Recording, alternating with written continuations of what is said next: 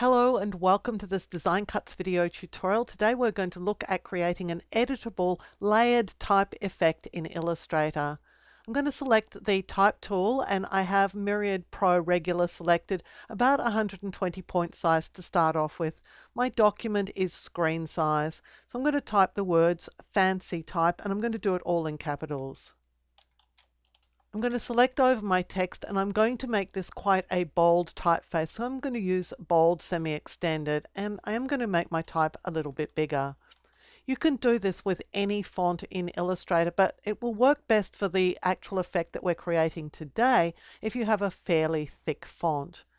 Now we're going to, with the text selected, we're going to be working in the Appearance panel, and it's going to be critical here that you have the Appearance panel open.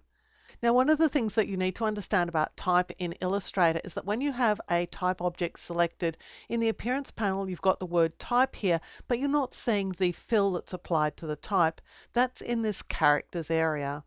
And in the characters area, this is the area in which you can create effects that affect only individual characters. In this case, it's black type and all the characters are formatted with the same black type, but we could perhaps use different colors for each of these letters.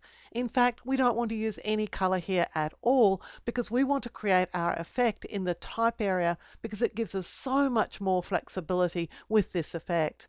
So I'm going to come down here to the fill and I'm going to turn it off entirely. So virtually my text is now hidden.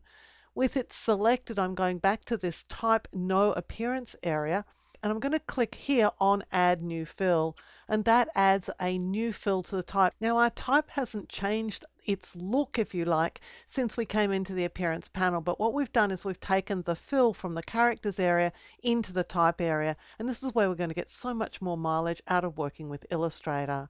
Now I'm going to add a fill here. I want a sort of pale orange fill, so I'm just going to do a little bit of work on my orange color. I'm going to work in HSB because that's going to just be a little bit easier to get the colors that I want. So I want this sort of light tan color maybe, and that's going to be the fill for my type.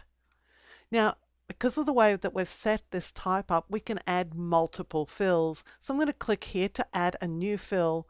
Now these two fills are identical, so I've got a solid color fill here. What I'm going to do here is put a pattern fill in, but I need to go and get my pattern first. So I'm going to the swatches panel. You can get to there by choosing window and then swatches.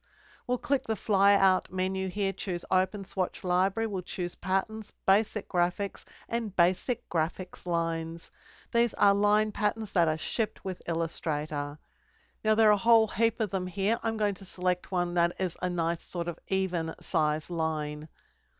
Now with this fill selected in the appearance panel, the fill that is controlling these lines, we can actually edit these lines. So we're going to make sure that only this fill is selected and we'll choose Object Transform, and I'm going to use Rotate because I want to rotate my pattern. But my text has taken off. Well, the reason why my text is rotated is because I already had a rotation value in here, and I've got transform objects selected as well as transform patterns.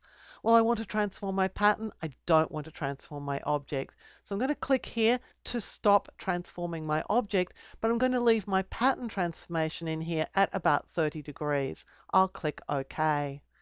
And I think I might tighten up the lines in my pattern a little bit. So again, with this fill selected, not the whole shape, just the fill, I'm going to choose Object, Transform, Scale.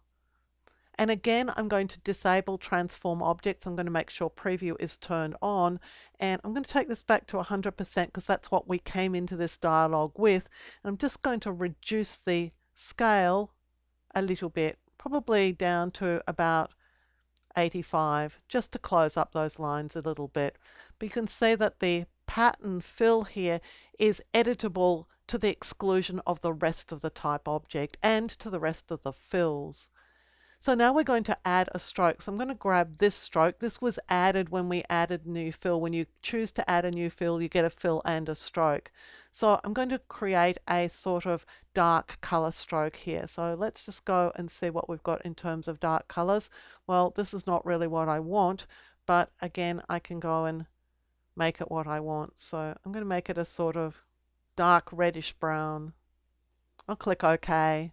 And here I'm going to increase the size of the strokes. I'm going to take it up so it's pretty thick, probably around 10 to 12 pixels for now. Now I want another stroke, so I'm going to make a duplicate of this one. I could grab this and drag it onto the new icon, or I could select it and just click the new icon. It's going to be the exact same thing. This gives me two strokes that are identical. Now this is the one at the back because the appearance panel is sort of stacked in layers. So whatever's further down the appearance panel is further towards the bottom of our layered effect. So I'm going to work with the one on the top, and I'm going to make it white. Not unsurprisingly, because these two strokes are exactly the same weight, 10 pixels, the white one's gone bang on top of the brown one, and so we're not seeing the brown one anymore. But we will see the brown one if I reduce the size of the white one. And that gives me this sort of dimensional effect over the top of my type. So next up I'm going to create yet another fill, and I'm going to borrow this fill down here. So I'm going to target it and I'm going to click here to make a duplicate of it. And I'm going to take the back one right now and I'm going to fill it with a sort of grey colour. I have a grey selected here. At the moment we can't see it because it's exactly behind this other fill, so it's being hidden by it.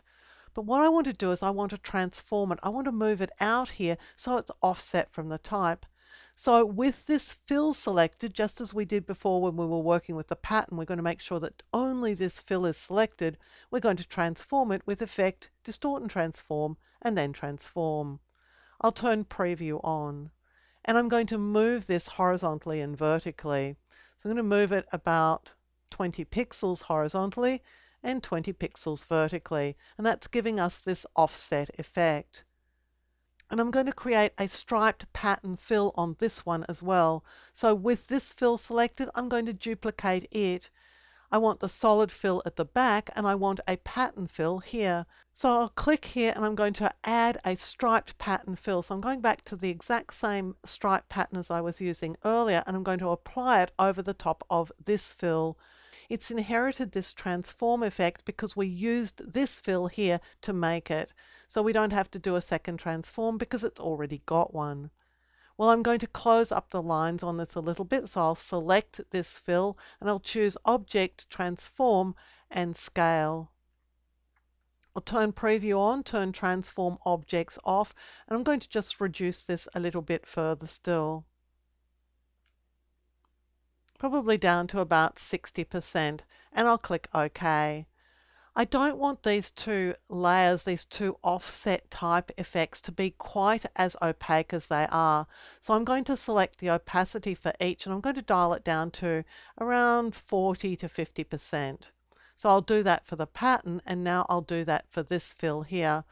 Each of these fills and each of these strokes has their own opacity setting, and then there's an overall opacity setting here that affects the whole of the type effect. But we're going to do this for individual effects. So I'm just going to dial down this opacity as well. So this is a slightly see-through effect, if you like. Before we finish up, I'm going to put a border around this offset effect. So to do that, I'm going to borrow one of the strokes that I already have. I'm going to borrow this really thick brown stroke. So I'll select it and I'll click here to make a duplicate of it. I'm going to pick up one of them, it doesn't matter which one, and I'm going to move it down so that it's above the shadow that it's going to relate to. Now it needs to be much narrower, but it also needs to be offset, and it hasn't inherited an offset from anything because none of the strokes were offset. But we could borrow this transformation if we wanted to. So I'm going to target this transformation. I'm going to click here to make a duplicate of it, and that's sort of double transforming this fill, if you like. We don't want to double transform the fill, we just want to borrow this and drop it onto the stroke. And so that's displaced this stroke, it's transformed this stroke, so it's now around the offset area. Now, of course, it's way too big, but that's an easy problem to solve. I'm just going to come in here and just narrow it down to about 0.75 of a pixel. If I wish to, I can also adjust its opacity so it too will be slightly see-through. At this stage, I can just finesse the effect. I think I would like this top stroke to be a bit thicker. So I'm just going to wind that up a little bit to add a little bit more dimension around the face of the type. Now, one of the selling points of creating effects like this in the appearance panel is that we have not done anything to this type except apply appearances to it. We haven't had to create this type as outlines, for example. So if I go and select the type tool, and if I select over this type, and I decide I don't want to use the word type here, I want to make it text, then let's change it. I'm going to type over the word type with the word text, and I'll click away. And the entire effect has been applied to this edited type. Creating complex effects in the appearance panel allows you to maintain the editability of your type. To finish up, I'll borrow a nice little wavy effect that I created a bit earlier. I'm going to copy it and we'll paste it into our document. I'm going to place it behind my text by selecting it and choose Object, Arrange, Send to Back. And that's just going to prove that we have a partially transparent shadow effect on this text because we're able to see through it to the wavy object underneath. I hope that you've enjoyed learning these Illustrator techniques. Let us know what you think in the comments below and give us a thumbs up if you enjoyed this tutorial. Until next time, I'm Helen Bradley for Design Cuts.